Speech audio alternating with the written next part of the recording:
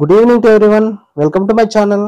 ఈ వీడియోలో triple IT బాసర్కి సంబంధించి పూర్తి డీటెయిల్ నోటిఫికేషన్ రిలీజ్ చేశారు ఈరోజు.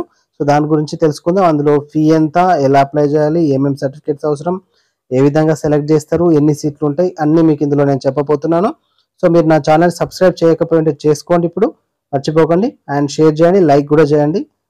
ఇక్కడ చూడండి, ఫస్ట్ మీకు బాసర్లో 1500 సీట్లు ఉంటాయి. అండ్ మహబూబ్ నగర్ క్యాంపస్లో 180 సీట్లు ఉంటాయి. అదేవిధంగా నాన్ గ్లోబల్ సీట్స్ అని చెప్పేసి మళ్ళీ ఒక 1500, అంటే మేనేజ్మెంట్ కోటాలో మరో 1500 సీట్లు ఉంటాయి. మర్చిపోకండి, డీటెయిల్గా నేను చెప్తాను ఆ నాన్ గ్లోబల్ సీట్లు ఏంటి అనేటువంటిది కూడా. సో మనకు నోటిఫికేషన్ 28 రోజు వచ్చింది. అప్లై మాత్రం May 31 నుంచి స్టార్ట్ అవుతుంది.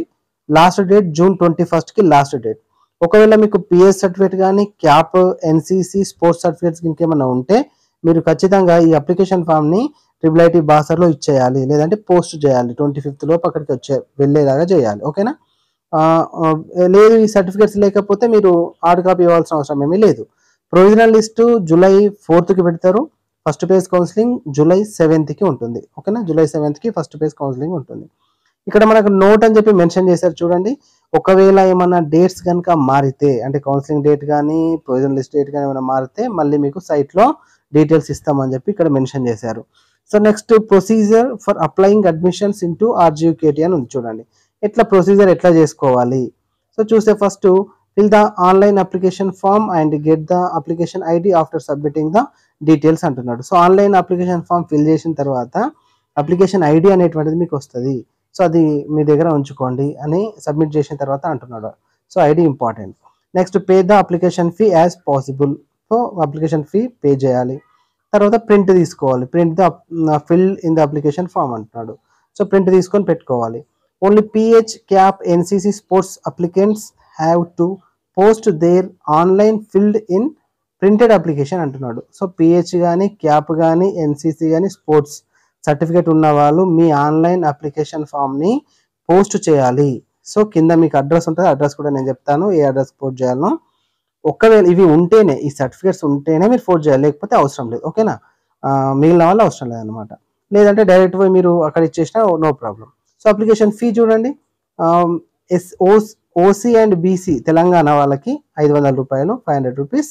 అండ్ SC ST తెలంగాణ వాళ్ళకైతే 450 rupees.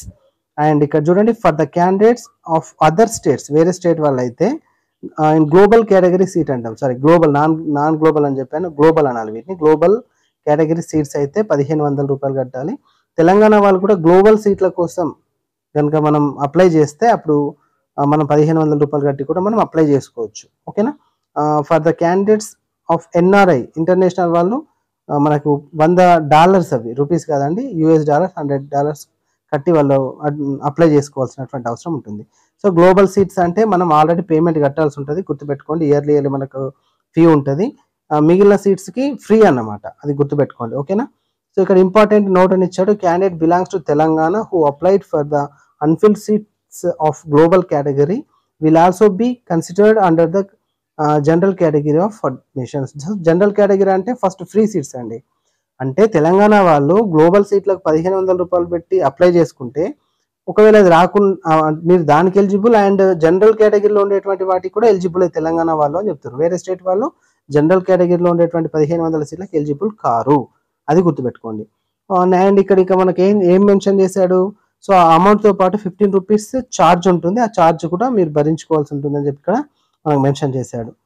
If any candidate submit is her application more than once, ఒకటి కంటే ఎక్కువసార్లు సబ్మిట్ చేస్తే in such a case the latest application is considered for the selection process. ఒకవేళ మీరు ఫస్ట్ టైం చేశారు, అది కరెక్ట్ అనిపించలేదు, మళ్ళీ చేసిరు అనుకోండి, అప్పుడు మీరు రెండోసారి చేసిన దాన్ని మాత్రమే వాళ్ళు కన్సిడర్ చేస్తారు. ఫస్ట్ చేసింది ఆటోమేటిక్గా క్యాన్సిల్ అయిపోతుంది, అమౌంట్ కూడా రావు అన్నట్టు, అది పోయినట్టే అన్నట్టు, ఓకేనా.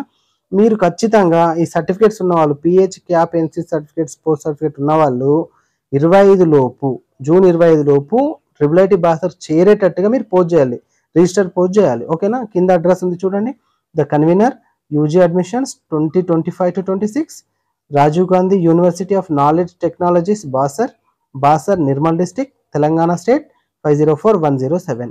దీనికి మీరు పోస్ట్ చేస్తే అక్కడికి చేరుకుంటుంది, 25th లోపు చేరుకోవాలి, గుర్తుపెట్టుకోండి.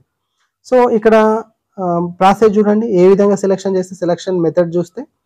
సో మనకి మెరిట్ తోటి చేస్తారు. 10th క్లాస్లో ఎస్ఎస్సిలో వచ్చేటటువంటి మీ మెరిట్ మార్క్స్ తోటి మీకు సీట్ అనేటువంటిది అలాట్ అవుతుంది. అది ఫస్ట్.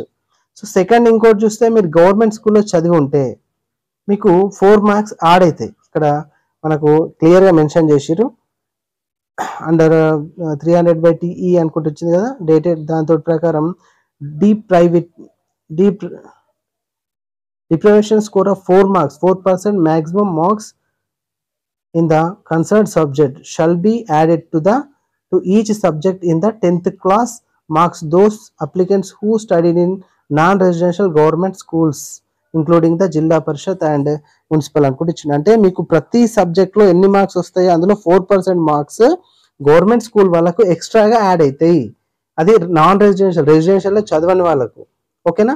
ఇక రెసిడెన్షియల్లో చదివితే అవి యాడ్ కావు, అండ్ ప్రైవేట్లో చదివినా కూడా యాడ్ కావు. గుర్తుపెట్టుకోండి, 4% మార్క్స్ ప్రతి సబ్జెక్ట్లో.